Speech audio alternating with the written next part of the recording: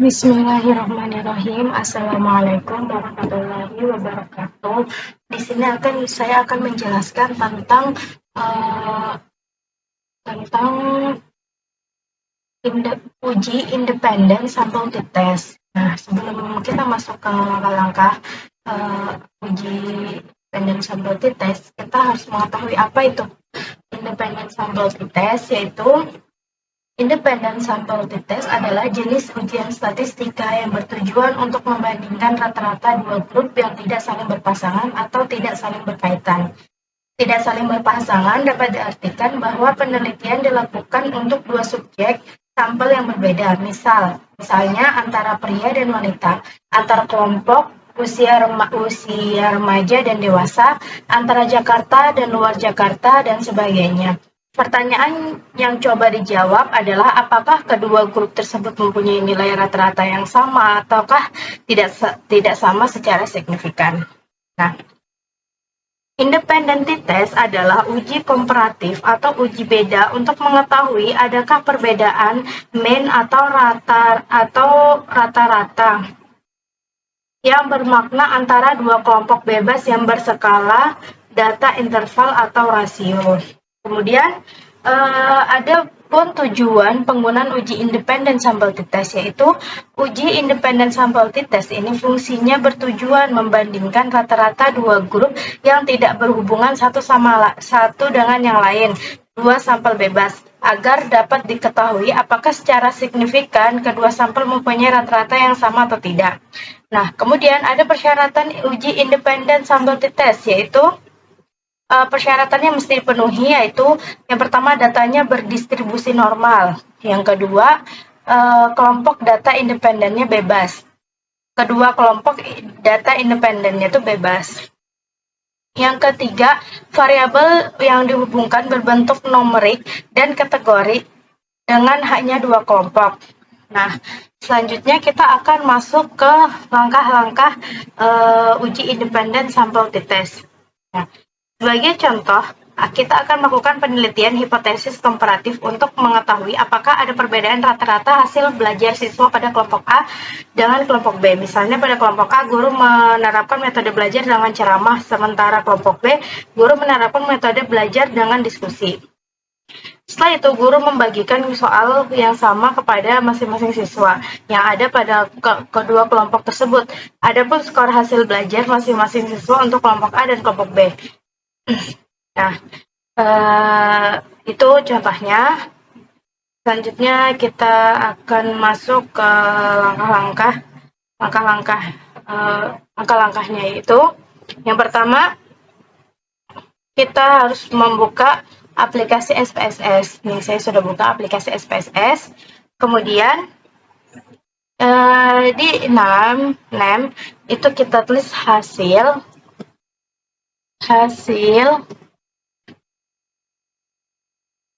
dan yang selanjutnya adalah kelompok.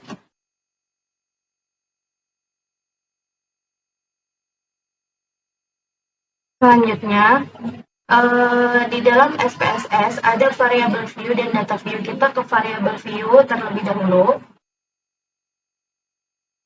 Kemudian, pada kolom name, kita tulis hasil dan kelompok. Kemudian, pada desimalnya, yang baris pertama desimalnya 1 dan baris kedua desimalnya 0. Dan di label kita tulis hasil belajar dan kelompok.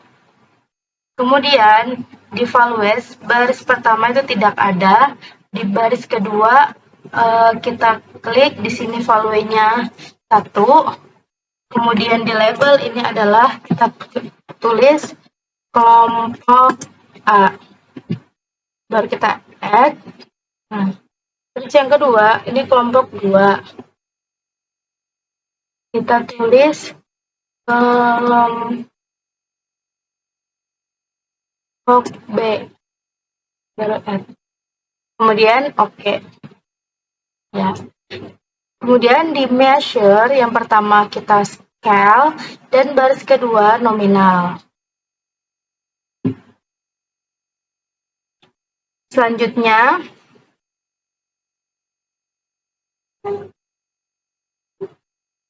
adalah kita ke data view. Nah,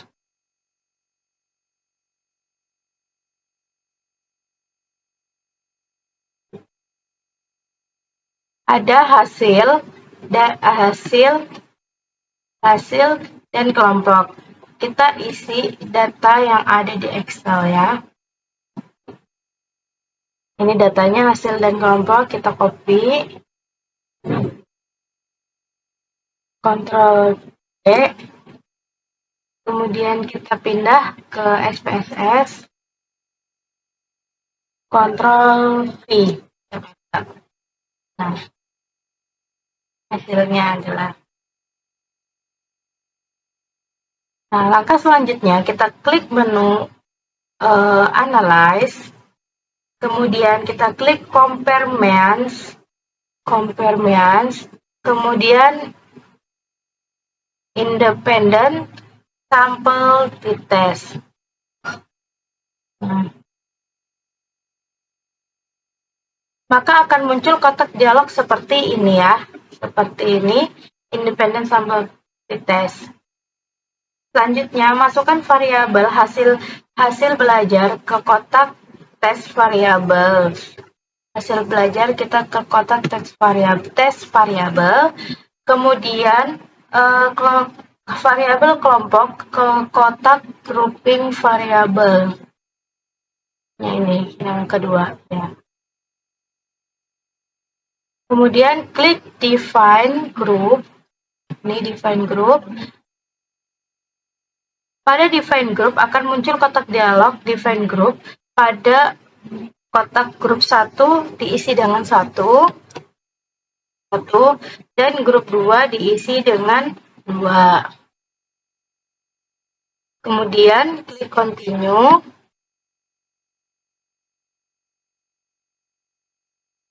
Lalu klik OK.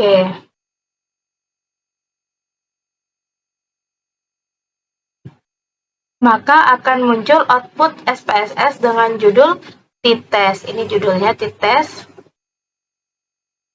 Yang selanjutnya kita akan interpretasikan maknanya. Berdasarkan tabel output di atas diketahui jumlah data hasil belajar untuk kelompok A adalah, kelompok A ini adalah sebanyak 6 siswa. Ini N ini adalah siswa, sebanyak 6 siswa. Sementara untuk kelompok B adalah sebanyak 5 orang siswa. Nilai rata-rata hasil belajar siswa atau MEAN, ini MEAN-nya,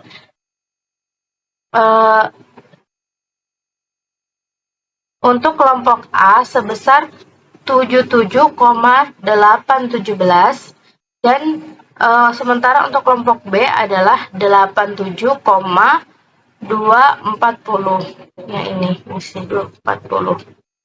Kemudian dengan demikian secara deskriptif statistik dapat disimpulkan ada perbedaan rata-rata hasil belajar siswa antar kelompok A dan kelompok B. Selanjutnya untuk membuktikan apakah perbedaan tersebut berarti signifikan atau tidak, maka kita perlu menafsirkan output independent sample test berikut. Nah, independent sample testnya ini. Nah, berdasarkan output di atas diketahui signifikan level test for quality of variance adalah sebesar 0,78. Ya, ini signifikannya. Nah, lebih besar daripada 0,05. Maka dapat diartikan bahwa varians data antara kelompok A dan kelompok B adalah homogen atau sama. Sehingga penafsiran tabel output independent sample test di atas berpedoman pada nilai yang terdapat dalam tabel actual variance estimate.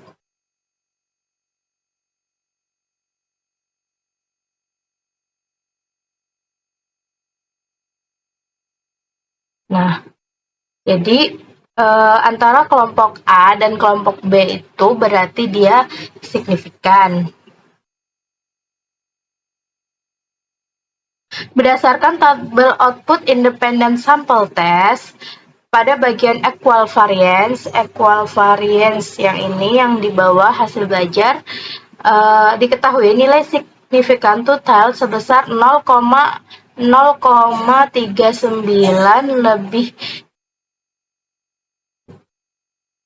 lebih kecil dari 0,05.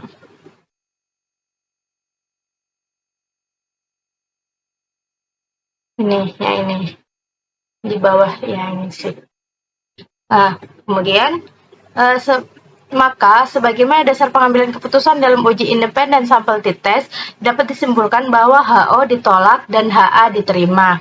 Dengan demikian dapat disimpulkan bahwa ada perbedaan yang signifikan antara rata-rata hasil belajar siswa pada kelompok A dan kelompok B. Mungkin ini saja yang bisa saya sampaikan, kurang dan lebihnya mohon maaf. Wassalamualaikum warahmatullahi wabarakatuh.